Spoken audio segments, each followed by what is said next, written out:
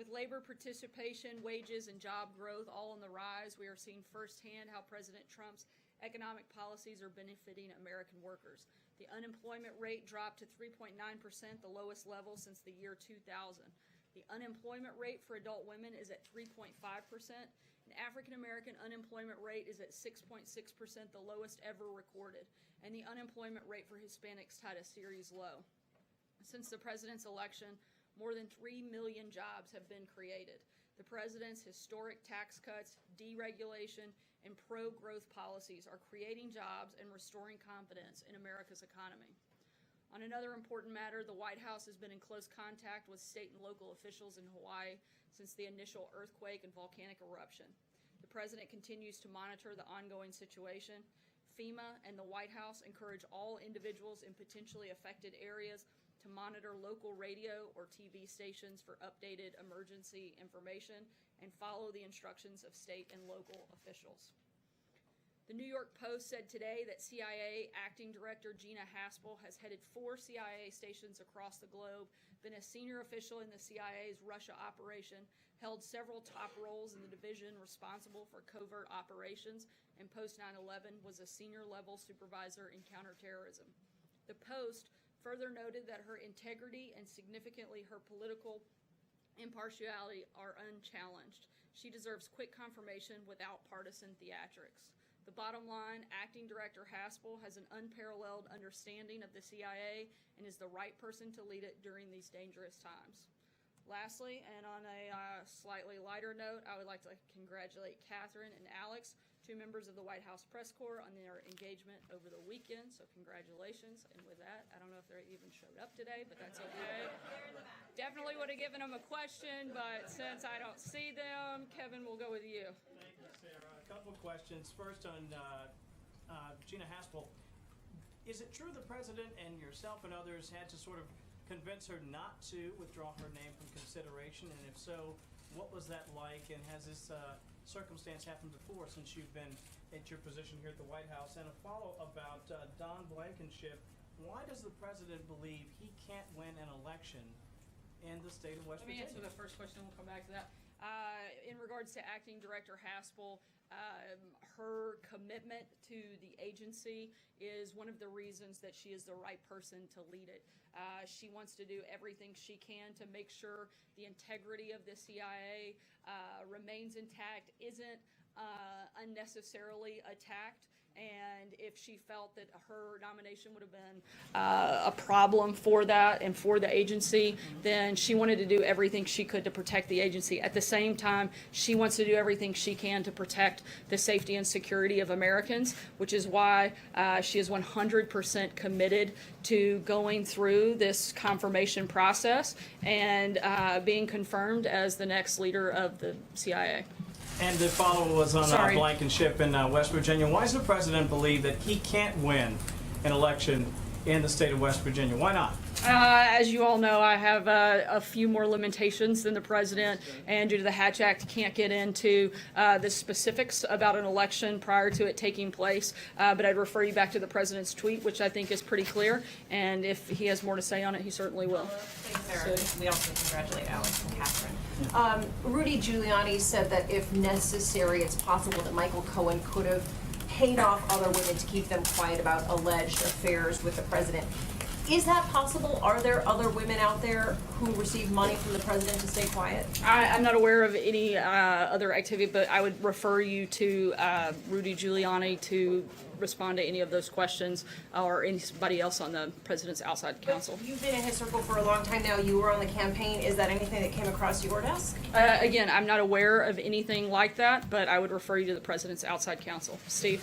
The president's got a May 12th deadline on the Iran nuclear deal. Is he wavering on this deal based on the pressure from the Europeans with Boris Johnson here this week? The president will make an announcement on what his decision is soon. As you know, he's got a few days to do that, and we'll let you know when he's ready to make a decision on it. John Kerry's shadow diplomacy, how does that impact the deliberations? I don't think it impacts it at all. I think the president spoke out about that pretty clearly, and I don't think that we would take advice from somebody who created what the president sees to be one of the worst deals ever made. I'm not sure why we would start listening listening to him now. John? Thank you, Sarah. Back to Gina Haspel. Her confirmation hearing is on Wednesday. It's an open hearing before the Senate Intelligence Committee. Are there any questions that are off limits from the White House's point of view as it relates to her career at the CIA? We think that Acting Director Haspel is a highly qualified, uniquely positioned individual to lead the CIA, and we're very confident in her ability to answer the questions that we know are going to come. And if you don't believe me, listen to some of the quotes from a lot of other people that have been very outspoken in their support for her. Former Director Leon Panetta said, "I'm glad it's Gina because frankly, she is someone who really knows the CIA inside and out." Former Director Michael Hayden said Haspel is the absolute best choice to be director. Former Acting Director and Deputy Director Michael Morrell said she is capable, she has integrity, she cares deeply about the mission of the agency, and she cares deeply about the men and women of the agency. And lastly, former Acting Director and Deputy Director John McLaughlin said, "If you were picking a professional officer to head the agency, I can't think of a better person than Gina." We want her to get a fair hearing, a thorough hearing, and we're very confident that not only will all of the members of the Senate see what the rest of us see, and certainly even some of the people that have held that position see, but that Gina is more than qualified to run and lead the agency. So Sarah, if she's asked any questions regarding enhanced interrogation techniques that took place during her tenure at the CIA that Democrats say that she was involved with, she can answer them fully in an open hearing. Is that your position? I'll let her address those questions as they come, but as we've said, we think all of the issues surrounding her record, her experience will be brought up, and we're fully confident in her ability to answer those questions. Steve? Yes, Sarah. President Putin in Moscow was inaugurated today for a new 6-year term. Over the weekend throughout Russia, we saw police arresting, it's estimated, about 1,600 anti-Putin demonstrators, including organizer and anti-corruption campaigner Alexei Navalny. We've seen the president tweet about other Russia matters today, but not about either of these things. What message does the president have for the Kremlin and the Russian people about these events? First, the president congratulates him and looks forward to a time when we can hopefully have a good relationship with Russia. However, the United States believes that everyone has a right to be heard and assemble peacefully.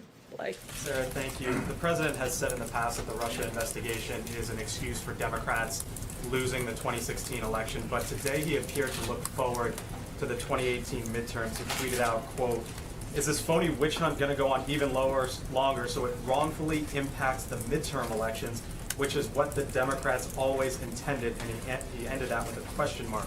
Does the president now believe that the Russia investigation actually has to do with the 2018 midterms as well?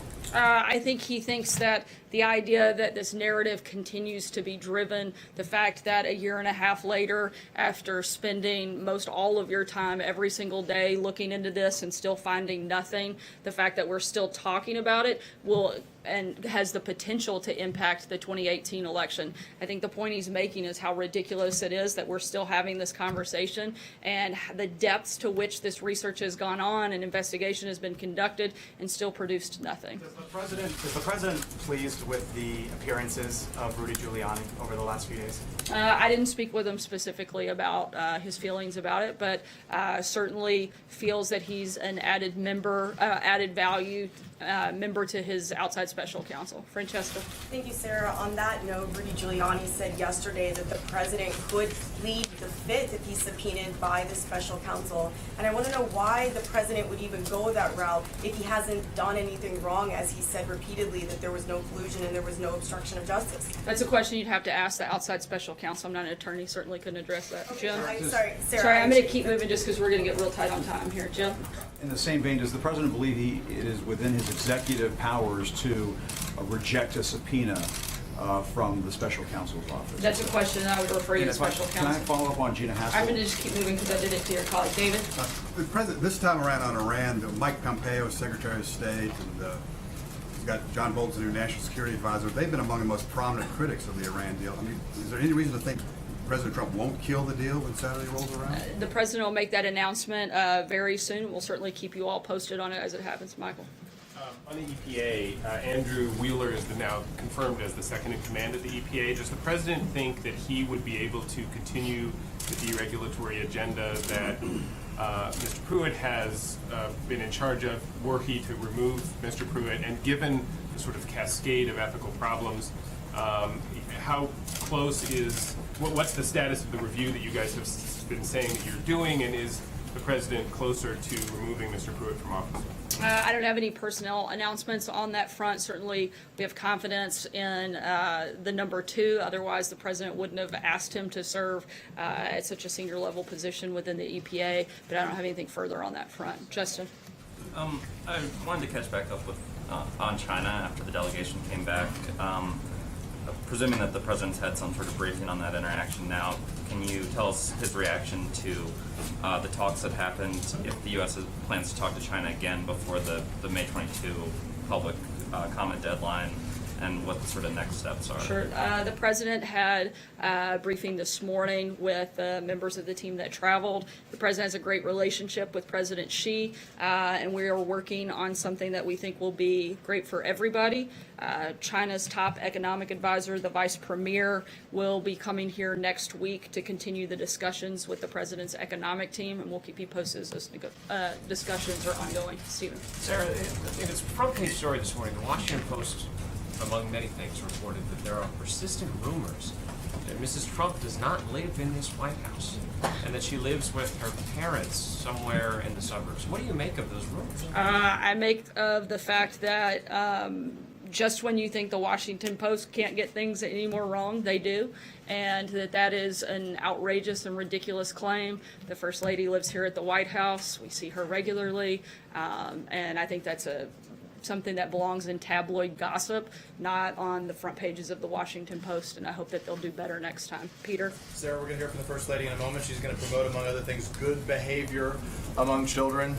Part of this effort has to do with cyberbullying right now. Does the president accept any responsibility for American skepticism that the First Lady from the White House would be speaking out against cyberbullying? Look, this is something that is extremely important to the First Lady. I'm not going to get ahead of her announcement or her comments. In fact, I'm only going to take one last question because we got to make sure that we get there so nobody misses that. And the President will also be joining the First Lady at that event, and so we want to make sure everybody has a chance to tune in. Aisha will take your question last. To be clear, the question was about him, not about her. I know that we'll wait to hear what she says, but does he accept responsibility for this climate that exists right now, that there is the need to sort of address an issue like cyberbullying? I think the idea that you're trying to blame cyberbullying on the president is kind of ridiculous. When it comes to kids, this is something that has been problematic and something that we have seen over the last decade, and the First Lady sees it to be an important issue and something that she wants to address, and she'll do that here shortly. Aisha. Thanks, Sarah. There have been some reports that an Israeli intelligence firm was hired to kind of dig up dirt on former Obama administration officials regarding the Iran nuclear deal. Does the White House have any knowledge of that, or the idea that any Trump aides were involved in hiring this intelligence firm? I'm not aware of anything on that front. If something comes up, we'll let you guys know. Thanks so much. We hope you'll join us here in the Rose Garden with the First Lady and the President rolling out her initiatives. Thanks, guys.